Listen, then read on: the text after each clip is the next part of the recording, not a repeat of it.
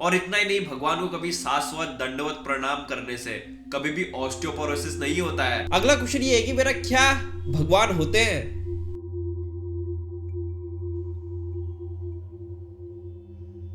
आप ये किसका ध्यान करते रहते हो और क्या मिलता है इस मेडिटेशन से?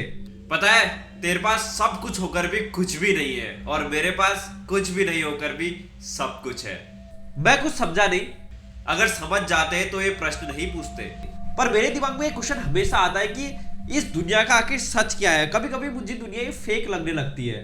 ये वर्ल्ड झूठा बिल्कुल भी नहीं है, इट्स सिमुलेशन। पर आप लोगों को इतना ज्ञान होता कैसे है? आप तो कोई भी बड़े कॉलेजेस यूनिवर्सिटी में नहीं पढ़े हो।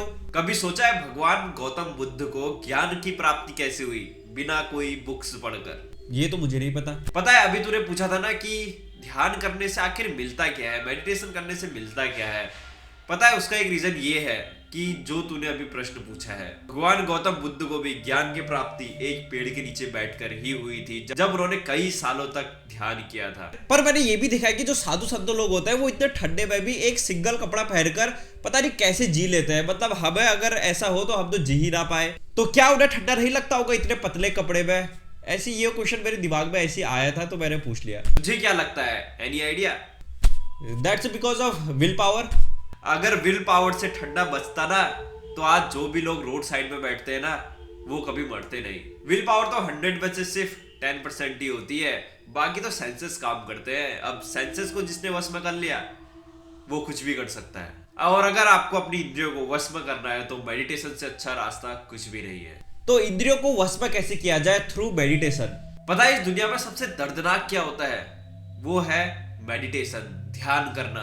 अगर तू 2 घंटे तक लगातार मेडिटेशन कर लेगा विदाउट एनी सिंगल थॉट, तब मैं तुझे बताऊंगा, और तब मेरे पास आना। अगला क्वेश्चन ये है कि मेरा क्या भगवान होते हैं? श्रीमद् भागवत गीता, रामायण, महाभारत जो टीवी में दिखाते हैं वो बिल्कुल भी नहीं। और स्कंद पुराण, अग्नि पुराण, ब्रह्म पुराण, सामवेद, अथर्ववेद, यजुर्वेद, ऋग्वेद और जितने भी उपनिषद, वेद, पुराण, धर्मशास्त्र, ये सारी बुक्स जब पढ़ लेगा ना, तब ये क्वेश्चन नहीं पूछेगा। समझ गया मैं। चल, तुझे साइंस पढ़ने का बहुत शौक है ना, चल तुझे एक साइंटिफिक फैक्ट ही बताता हूँ और बहुत इंटरेस्टिंग है। जो भी हमारे वेद पुराण है ना, उनमें एक एयरक्राफ्ट कैसे बनाया जाता है उसकी सारी विधि मौजूद है। अगर भरोसा नहीं है तो पढ़ के देख ले, गूगल पे ही मिल जाता है आजकल तो। और इतना ही नहीं, भगवान को कभी शाश्वत दंडवत प्रणाम करने से कभी भी ऑस्टियोपोरोसिस नहीं होता है। ऑस्टियोपोरोसिस एक डिजीज है जिसमें कैल्शियम की कमी हो जाती है बोन्स में। अगर यकीन नहीं है तो ये साइंटिफिक प्रूवन बात है, और ये साइंस ने अपने रिसर्च पेपर में तक मेंशन करी है। But we are very advance. पहले जो ब्रह्मा का अस्त्र था वो था ब्रह्मास्त्र, वो आज बन गया न्यूक्लियर बॉम्ब।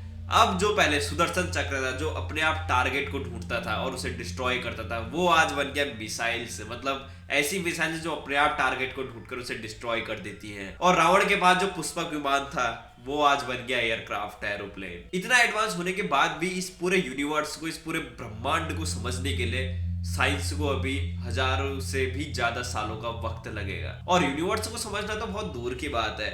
हमारे एंशिएंट टेम्पल जो होते हैं, जो मंदिर होते हैं, जो एंशिएंट इमारतें होती है, उसको ही अभी साइंस नहीं समझ पाया है, और ना ही साइंस एस्ट्रोलॉजी को समझ पाया है। पर साइंस ने भी तो बहुत कुछ किया है, हम उसे भी तो नेग्लेक्ट नहीं कर सकते हैं। जैसे इतने बड़े ब्रिज बनाए हैं, इतने बड़े बड़े पुल बनाए हैं।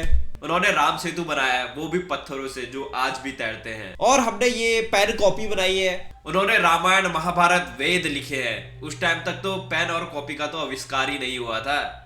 तो ऐसे तो हमने बुलेट ट्रेन बनाई है, और ऐसे ऐसे स्पेस क्राफ्ट हमने बनाया है कि जो 101 माइल्स का सफर सिर्फ 1 सेकंड में तय कर सकते हैं। उन्होंने तो लाइट की स्पीड से ट्रेवल किया है, मिली सेकंड में गायब, मिली सेकंड में दूसरी जगह। पर हमारे पास तो सबसे एडवांस मेडिकल सर्विसेज है। हमारे पास इतने पढ़े लिखे डॉक्टर्स हैं जो इतने साल पढ़ते हैं, और इतना ही नहीं, वो भी सक्सेसफुल तरीके से सर्जरी भी करते हैं और दवाई भी देते हैं, जिससे बहुत लोगों की जान बचती है। सर्जरी किसने सिखाई, कहां से निकल के आई सर्जरी? आचार्य ससुर जी का नाम सुना है, जिन्होंने सबसे पहले सर्जरी परफॉर्म की थी। और पहले के जो भी आचार्य लोग थे जो सर्जरी परफॉर्म करते थे, ये साइंस ने भी प्रूफ किया है कि वो लोग सर्जरी किया करते थे।